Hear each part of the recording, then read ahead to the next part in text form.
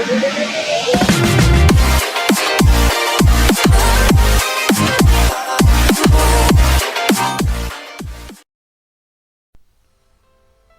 assalamualaikum warahmatullahi wabarakatuh. Di video kita kali ini kita akan membahas materi statistika pendidikan tentang uji analisis varians ya. Analisis varians itu apa? Kita masuk ke contoh soalnya. Oke. Jadi ini pengembangan dari uji tes satu sampel itu kan kelasnya pemilihannya satu ya. Kemarin ketika kita memilih kelas di video sebelumnya, Anda bisa lihat ya, uji tes satu sampel itu kelasnya 1, uji T2 sampel kelasnya 2. Nah, analisis varians ini digunakan ketika sampelnya atau kelasnya, kalau dalam dunia pendidikan kelas ya, sampelnya itu adalah lebih dari 2 ya. Jadi 3 kelas, 4 kelas, 5 kelas ya, atau 3 sampel, 4 sampel, 5 sampel dan seterusnya, maka kita gunakan uji analisis varians. Ya, seperti ini saya punya kasus seperti ini, Anda bisa pause. Oke, di sini ini kasusnya bukan dunia pendidikan ya, tetapi penelitian di dunia umum ya. Ada handphone merek A, B, C, D ya. Keempat merek ini akan kita uji manakah ya, ini dari toko ya, tiap toko ya, hasil penjualan tiap toko. Manakah yang merek mana yang paling laris di dalam pasaran kan gitu ya. Mana yang di dalam laris, apakah ada perbedaan atau tidak dari merek A, B, C, D ya gitu ya. Kita akan uji secara statistik. Oke, kita masuk ke SPSS-nya kita terlebih dahulu. Kita set dulu ya. Berarti di sini di baris yang pertama kita tulisi data penjualan ya. Ini maksudnya data penjualan tiap tokonya ya. Data penjualan tiap toko. Jadi setiap baris tadi adalah data penjualan tiap toko ya, yang dijual di setiap toko dalam 1 tahun mungkin ya, seperti itu. Oke, desimalnya 0. Kemudian yang bawah itu merek ya. Tadi kan merek ya. Oke, desimalnya kita buat 0 juga. Value-nya kita buat 1 untuk merek A tadi ya, mereknya A. Kemudian 2 itu untuk merek B. Kemudian 3 itu untuk merek C. Kemudian 4 itu untuk merek D. Ya, oke. Kemudian kita masuk ke data view. Oke, data kita kita masukkan langsung ke SPSS. Kalau Anda bisa langsung copy dari PowerPoint ke SPSS ya silakan. Kalau tidak ya via Excel dulu. Kalau tidak ya berarti pakai input manual. Oke. Ya, data kita masukkan ke sini ya. Nah, ini data yang merek A, berarti kita simbolis 1. Nah, kemudian data yang merek B kita copy juga atau kita ketik ya. Copy merek B berarti 2. Kemudian data merek C kita copy, kita paste di sini. Oke, belum copy ya. Oh, ini belum copy ya. Kalau dari PowerPoint ya. Kita copy, masukkan ke sini, kita beri 3. Kemudian yang terakhir merek yang D, maka kita copy, lepas dari sini 4. Nah, oke. Ya. Oke, pertama untuk uji analisis varian juga kita harus dahului dengan uji normalitas. Maka yang harus kita lakukan tetap pertama uji normalitas, kemudian nanti ada uji homogenitas ya. Tapi sama kayak uji T2 sampel, uji homogenitas tidak menjadi patokan harus homogen. Tidak homogen tidak apa-apa ya. Oke, pertama kita uji normalitas dulu. Langkahnya masih sama, analyze, descriptive statistik, kemudian explore. Oke, data penjualan kita masukkan ke dependent list, merek kita masukkan ke factor list, kemudian kita centang di plots, kemudian kita centang di normality plot with S, continue. Oke, kita lihat output kita.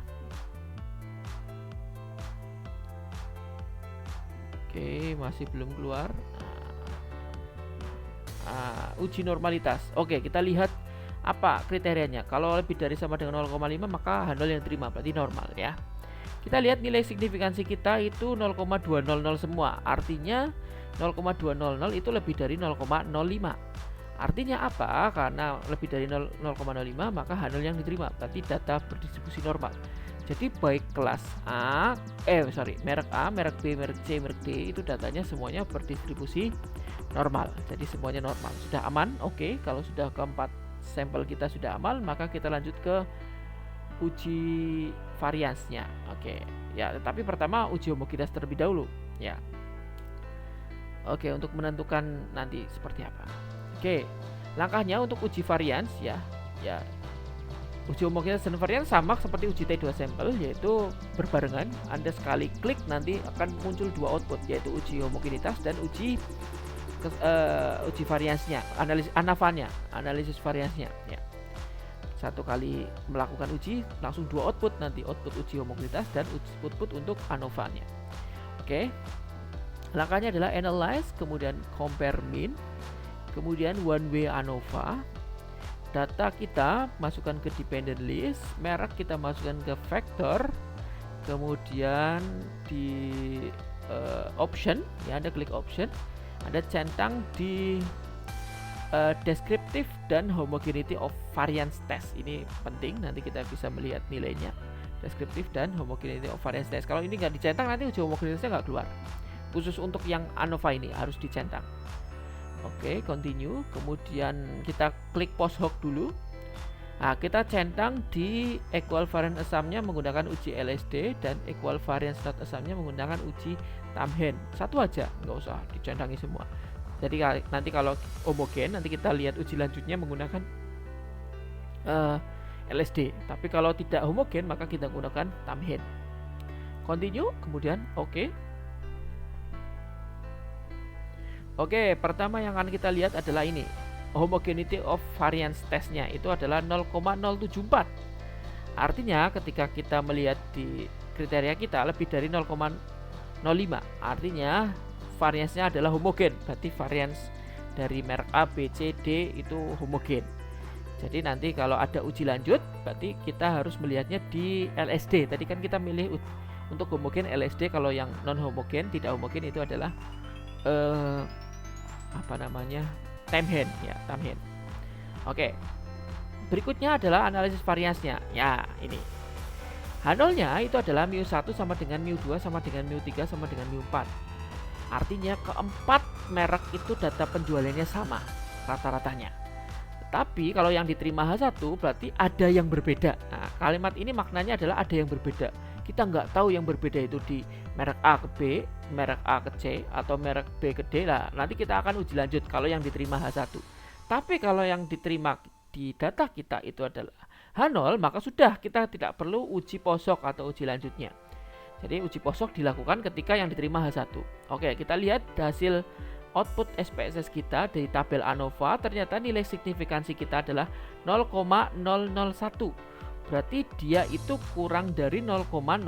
Artinya H1 yang diterima. Artinya ada perbedaan rata-rata dari data penjualan merek A, B, C, dan D. Kalau ada perbedaan seperti ini, perbedaannya di mana ya? Berarti kita harus melihat di uji lanjutnya, post hoc test. Ada dua baris LSD dan Tamhen. Karena data kita tadi homogen ya, yang diterima kan homogen tadi pas uji homogenitas. Maka yang kita lihat adalah LSD. Nah, akan ada nilai signifikansi banyak sekali seperti ini. Cara membacanya bagaimana? Kita tinggal baca ini aja. Merek A sama merek B itu 0,027. Artinya apa? Ini seperti hipotesis uji T2 sampel. Jadi kalau lebih dari 0,05, artinya rata-rata merek A sama merek B sama data penjualannya. Tetapi kalau dikurang dari 0,05, maka data rata-rata dari kelas merek A sama merek B itu berbeda data penjualannya. Oke, kita lihat merek A sama merek B signifikansinya 0,027. Artinya itu kurang dari 0,05, berarti merek A berbeda dengan merek B data penjualannya. Kemudian merek A sama merek C kita lihat itu 0,04, berarti kurang dari 0,05, berarti dia itu berbeda, merek A sama merek C. Kemudian merek A sama merek D itu 0,000 atau 0 ya. Dia jelas ini kurang dari 0,05, berarti merek A dan D itu berbeda. Kemudian merek B sama merek A kita nggak usah baca karena tadi sama dengan nilainya merek A sama merek B. Selanjutnya merek B sama merek C aja yang kita baca. Berarti 0,441, berarti lebih dari 0,05. Artinya merek B sama merek C itu sama rata-rata penjualannya. Kemudian merek B sama merek D itu adalah 0,053, berarti lebih dari 0,05, berarti sama juga penjualan, rata-rata penjualan merek B sama D itu sama. Rata-ratanya sama merek B sama D. Oke, berikutnya C sama A nggak perlu, sudah. C sama B juga sudah. C sama D. Nah, C sama D itu signifikansinya adalah 0,229. Berarti rata-rata penjualan merek C sama merek D itu sama. Kalau saya dapat simpulkan tadi yang saya katakan ini seperti ini. Rata-rata merek A sama B. Ini 1 itu A ya, 2 itu B, 3 C dan 4 itu D. Ya, merek A sama merek B itu tidak sama. Merek A sama merek C itu tidak sama. Merek A sama merek D tidak sama. Merek B sama merek C itu sama. Merek B sama D itu sama. Merek C sama merek D sama.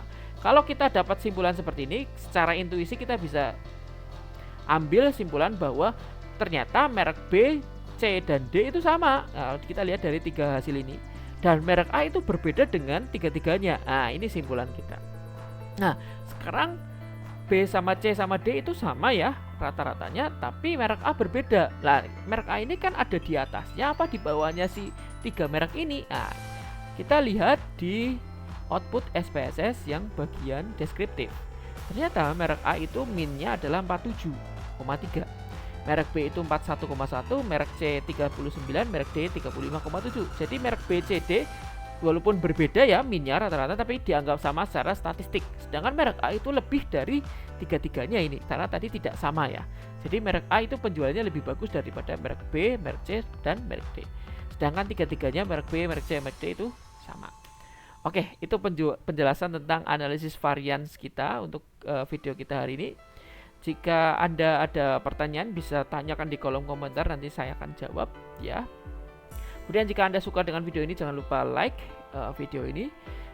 Dan yang paling penting adalah subscribe channel YouTube ini. Dan juga jangan lupa juga bagikan ke rekan-rekan Anda kalau yang membutuhkan video ini ya. Oke, gitu saja yang bisa saya sampaikan dengan uji analisis varians ANOVA ini. Ya, sampai berjumpa di video-video berikutnya. Terima kasih. Assalamualaikum warahmatullahi wabarakatuh.